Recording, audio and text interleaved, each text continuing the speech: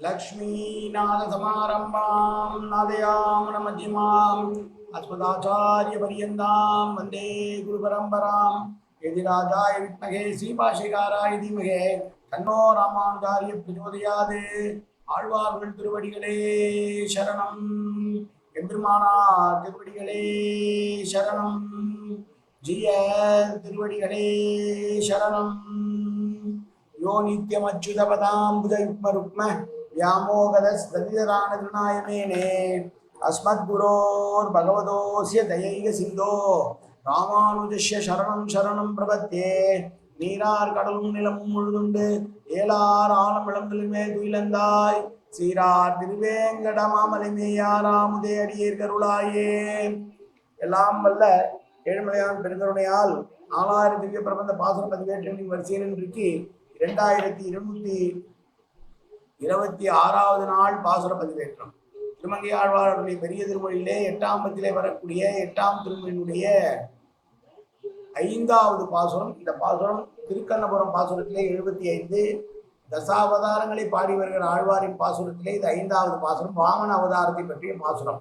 முதலிலே தனியன் கலையாமி கலித்வம்சம் கவிம்லோக திவாகரம் ஷிகோபி பிரகாசாபி ஆவித்யம் நிகதம் தம வாழி பரகாலன் வாழி கலிகன்றி வாழி குறையலூர் வாழ்வேந்தன் வாழியரோ மாயோனை வாழ்வழியால் மந்திரங்கள் மங்கையர்கொள் தூயோன் சுரமானவேல் நெஞ்சுக்கு இருள்கடி தீபவனங்கான இடம்பிறவி நெஞ்சுக்கு நல்ல அமுதம் தமிழ் நன்னூல் பிறகள் அஞ்சுக்கு இலக்கிய மாரண சாரம் பரசமய பஞ்சு கனல் குறி பரகாலன் பண்பல்களே எங்கள் கதியே ராமானுஜமுனியே சங்கை கெடுத்தாண்ட தவராசா புகுபுகழ் மங்கையர்கொள் இந்த மறையாயிரம் அனைத்தும் தங்கமனம் நீ எனக்கு தா மாலை தனிவழியே பறிக்க வாணும் என்று கோலை பதிவிருந்த குற்றவனே வேலை அனைந்தருடன் கையால் அடியன் வினையை துணிந்தருட வேலும் துணிந்து.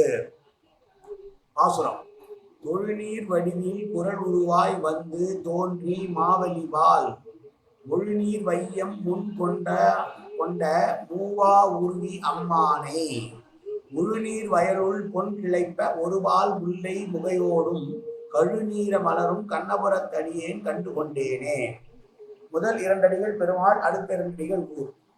உழுவதையே தனக்கு உரியதான நிலம், அந்த நிலத்திலே உழுததனால் பொன் விளைந்தார் போர் நெற்கதிர்கள் விளைந்து இருக்கிறது.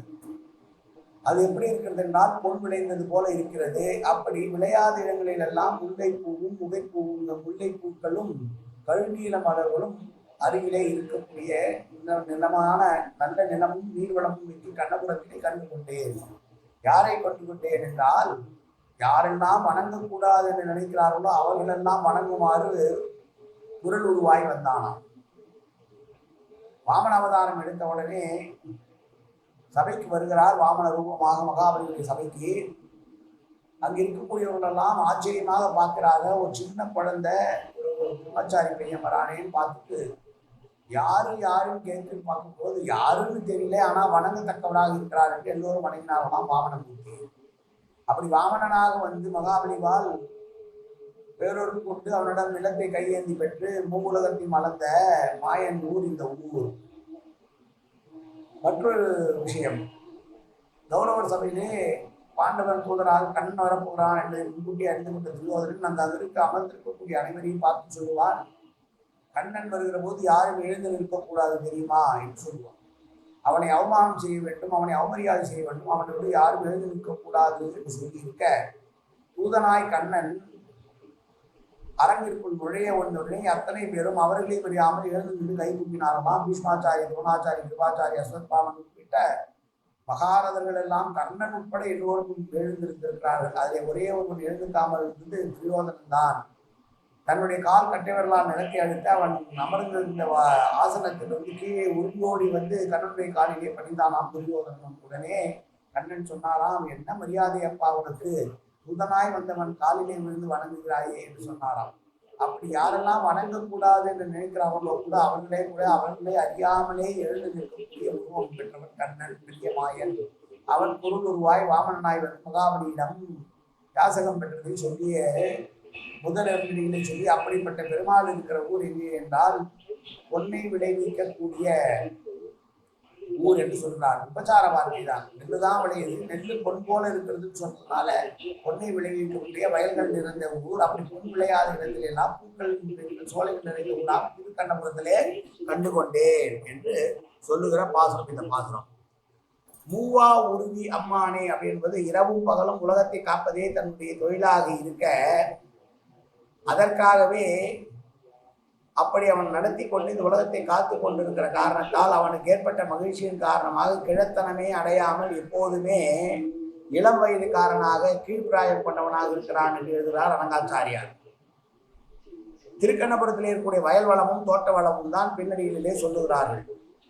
இதற்கு ஒரு வார்த்தையை கூட சொல்லுவார்கள். இராமழை பெய்த வீர வீரத்துள் பனை நுகம் கொண்டு யானையோர் விட்டு வெள்ளி விதைத்து பொன்னே விளையனும் வேண்டேன் பிறந்தக தீண்டிய வாழ்வே என்கிறார் போல.